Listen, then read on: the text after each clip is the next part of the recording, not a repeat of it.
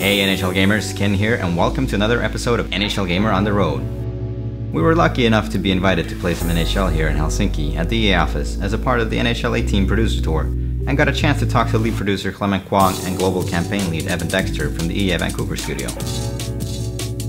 First, we'd like to start off by thanking our community members for sending in your questions. Also be sure to check out Estor's interview on our website. That took place the day before, and it covers some more of your questions. If you like our videos, be sure to give us a thumbs up and press that subscribe button. Without further ado, let's get to the interview. Let's start off by both of you describing what's your favorite new thing in NHL 18 compared to 17. Sure. I'll go first. Well, I'll cheat and I'll name two. Because I mean, as a competitive player, and by that I mean I'd like to win all the time. I enjoy NHL THREES. Obviously in terms of the smaller ice, you know, the creativity, but I'm also a esports hockey league guy, so I do love the authentic large ice 3-on-3 esports hockey league. Awesome. Yeah, no, I love two things as well. I mean, I love the defensive skill stick from sort of a control and fidelity perspective. I'm not so great on the sticks in terms of executing skill moves, so I usually like to play more defensive and positionally sound, so having the ability to do that is a big thing for me, and then I just find myself using it more in threes than I even expected to, so that's kind of the number one thing, yeah. Alright, sounds good.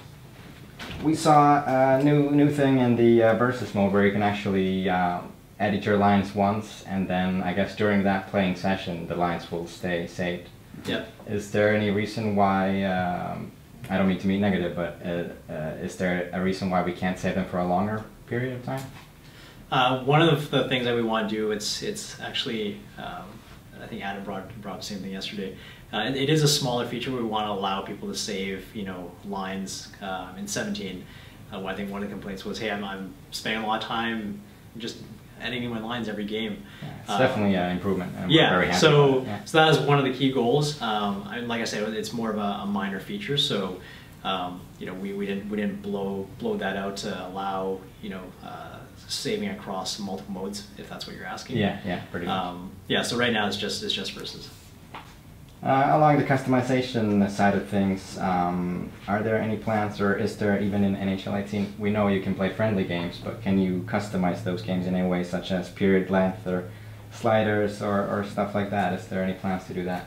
Yeah, that's one thing. The core community has been requesting the ability to sort of share sliders for a long time, and we've heard it and have looked at it. It's not something we were able to get in NHL 18, unfortunately, but it's definitely something that was sort of on the table for discussion, and we're looking at for the future. Yeah. Awesome. Because I think the sliders are a great thing in the game, but I think at least the hardcore gamers don't use it that much, because then you kind of lose the touch with what you're playing online and competitively. So. Yeah. That's great. What about EASHL? Have you added new sticks, skates, and stuff? I know there's some new logos at least. Yeah, so lots of customization. A couple examples off the top of my head. Obviously new gloves, equipment, sticks, you know, mouth guards. Actually, that was one. I was trying to remember. Finally. Like there is one thing I'm forgetting. Yeah, so green mouth guards, blue mouth guards, however you want. There's also create mascot. That's new for this year. So that's quite exciting, where you can literally, you know, Mr. Potato Head your team mascot together. So it's kind of neat, the number of things you're able to do there. Yeah, I don't know what we have. One of our producers back home in EA Vancouver sort of deals with adding in a lot of customization on equipment that you're asking about. And I don't want to speak out of turn and say what's new and what's not, because I can't actually remember. But that's something Andy Agostini is the right person to answer that. So we could follow up offline too, and he could give you a list of stuff. If you're looking for a list, we need to get that from you. That'd be absolutely amazing. Yeah. So I think there are, I don't want to say the names of them because I'm not 100% sure of the answer, but I think there's at least one new one new equipment partnership in there that has new gloves and potentially new skates as well. Yeah. That's awesome. Sorry to be cryptic about that. No worries. I'm usually like that. I had that exact same thought. Yeah. Yeah. Well, there was one user who had an idea. I'm sure you get requests for EASHL and line changes all the time, but his version of it would be that you would still have the 6 players on each side, but you could, before the game, pick a few or a couple player like builds like that selecting you could, your loadout. Yeah, so let's say you have a penalty kill, you would go change for your other type of player, so that, like, depending on the playing situation, you would have access to a little bit of different dudes. Yeah, that's interesting, because I think even as late as last year, talking to the game changers, you know, talking about player class, progression, what are some of the things that we should prioritize, I think that's come up a couple of times. You know, we just need to figure what the right balance is, and when we talk, especially as we talk about, you know, 3-on-3 and what that brings to esports in terms of streamlining that experience. Excuse me. You know, I think there's definitely something there for us to take a look. How do we expand, you know, progression? How do we expand kind of the player class system to be more robust? So definitely an option that we look at in the future. In EASHL, when your team is, or the opposing team takes a penalty, the goalie goes to the bench and then he sits there. Previously, there was supposed to be a feature where he would become the extra skater. Is that in this year? Or if not, what is the approach here? So that was actually when it came across my desk, one of the top 3 things that we needed to take a look at for the beta. While it's not going to be available at launch, we're going to look for a solution very shortly after launch too, that I think, you know, you guys and the rest of the core community will be pretty happy with. But we're currently assessing that right now. Cool. But keep an eye out. We saw the new journey mode in FIFA last year. Is there any plans? Have there been any talks about this sort of modes where there would actually be a story taking you through the offline experience? Yeah. So obviously FIFA went first. Madden is following suit this year with a cinematic single player mode. We're definitely looking at it for sure. And the nice thing about EA and sort of having multiple franchises being developed all in one place is that we get to share learnings, we get to share technology. Obviously, you know, bringing new technology and engines into the game comes with lots of learning and lots of opportunities to sort of overcome hurdles. So the fact that FIFA has laid the groundwork, Madden's following suit, is going to, you know, benefit our team, benefit other EA franchises in a big way. Unfortunately, we're not there this year, but, you know, part of the focus this year was understanding that, you know, with FIFA and Madden going in that direction, what can we do different that's unique and sort of offering a unique experience within the broader sports gaming market. And that's part of how Threes came to life in terms of being able to offer something that's just not out there, in terms of being arcade inspired and sort of developed first to offer a great, fun multiplayer experience as opposed to going heavy in the route of narrative driven single player. It sounds great, especially with the Threes and the story mode or with campaign mode. That's kind of the thing that as an offline player, I think you would appreciate, that there's something like an overlapping story or something that's compiles everything together. The breadth and depth that we were talking about earlier. We didn't necessarily want, hey, a really cool novel experience and then forget about it, you know, kind of a few days later. We want to be, you know, something, if it's a mode that you want to be engaged in, then you can come back to. Absolutely. NHL THREES, as we're talking about, as the name says, there's 3 players. There's also goalies. You can choose 2 players and a goalie, or 3 players. Why not all 4?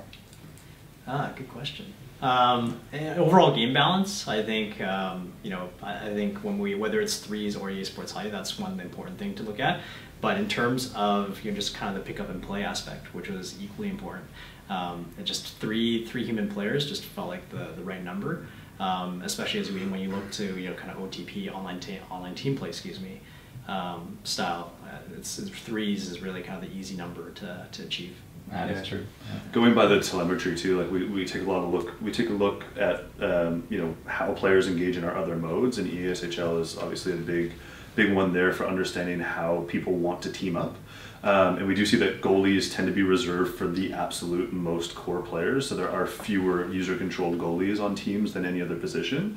So knowing that, and knowing that we wanted the Threes experience, to Clem's point, to be balanced, we didn't want to end up in a situation where teams had major advantages or disadvantages based on having a user-controlled goalie versus not. So creating a level playing field where you could only control skaters was part of the goal.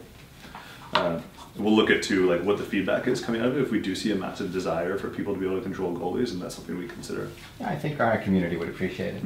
Yeah, I think there's a group of players for sure that would. Yeah. So a bit of a tangent, but really interesting fun fact. So during development, one day, Threes broke, became 2-on-2, and I'm like, that thing might have legs. I mean, obviously it's joking aside, but you know, experiences like that where we're experimenting around for the right balance, you know, even looking at things like testing the right size to scale the ice, that kind of took us, you know, a little time to figure out. But 3v3, we're very happy with balance right now. Yeah. It's led to a lot of like open discussions, like how much control should we offer here, and should we sort of look at this as sort of a live dynamic experience where players have the option to go 2v2 if they want to, and you know, take a learning from Rocket League, say, and if you don't want to play a classic 3-on-3 experience, like, can you go 4-on-4, can you go 2-on-2, can you go 1-on-1? And that's all stuff that we're sort of like batting across tables and thinking like, what's the right approach here? And I think we'll get a lot of good learnings on that based on what fans tell us after NHL 18 launches. Cool. We kind of think we know the answer to this, but it was a very, very requested question. What about the KHL? Why isn't it in the game, and is there anything you can say about that? Yeah, yeah, we've talked a lot about KHL, and I think you know, part of the goal with adding new leagues in is first looking at what do fans want first, and how do we spend and allocate our times. But then obviously there's the intricacies of the business partnerships involved, and the way that we're allowed to you know, partner with new leagues that come in to ask us. So the KHL just hasn't been part of that equation yet, but it is something that we are hearing that fans want. So it's kind of another one of those things that we're constantly looking at, we're constantly talking about. It's just, unfortunately, it's not in for NHL 18. Yeah. I mean, we were up to, what, 13 leagues this year? Yeah, it's quite amazing. Including Champions Hockey League. So, you know, I'm hopeful maybe one day we'll continue to add to that. Actually, regarding that, we saw in the menus that you can play a season of the Liga or the SHL and stuff. Can you play a season of the CHL or the Hockey Allsvenskan? Because I couldn't find it in the menus. So for launch, that is not available. But we're again assessing for options post launch. We can't, you know, commit to it yet. Of course. But we're taking a look and you know, planning something soon. By the way, props on the menus and the customizable pinned items. That's amazing. Yeah. We didn't actually notice it at first, but it's a very welcome feature. I think we've been begging for it for years. So. Good. Yeah. Okay. Good. And there's a very impressive list of all the modes as well when you go down there. So very happy about that. Glad to hear that. All right, I guess we have to conclude this interview. Thank you very much for taking the time, and if there's any message that you would like to send our European and growing worldwide NHL gamer community, please feel free. No pressure. Game comes out September 15th. They probably knew that. You know, yeah. I think this community definitely knows that. No, I think we've had between you know, Gamescom, the Finnish and Swedish tours that we did last year, and then again this year. You know, it seems like the NHL gamer community is growing, and a lot of very passionate, very articulate, very like creative, idea-driven fans. So it's nice to be able to talk to you guys too and sort of get that feedback one-on-one. Yeah, cool. Same here. I mean, the value of being able to bounce, you know, ideas off of, you know, different people, conversations. I mean, definitely something as a development team we'd like to continue. So, especially where it's, you know, improving the quality of life for the game, you know, post you know, pre or post launch. That's something we definitely appreciate. So keep up the good work. Cool. Yeah. Likewise. Thank you very much, guys. Thank you. Yeah. Thank you. That's on the left. Oh, we got the paddles on there and everything. Man. Yeah, it's customized. Yeah. That's a good prize.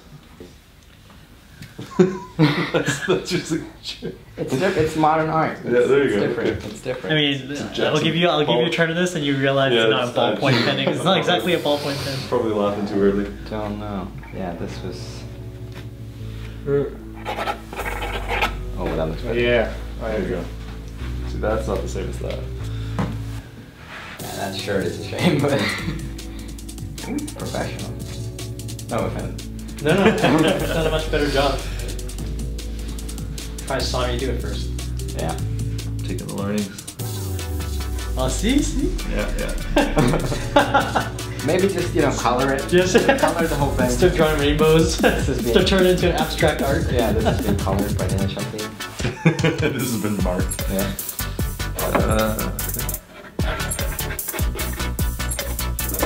Very good. Thank you very much. Cool. Thank you guys. Thanks for watching this video. Be sure to hit those subscribe and like buttons if you'd like to see more content like this in the future. Only by following our social media you have a chance to win this beauty. Stay tuned for more information. Until next time, gamers.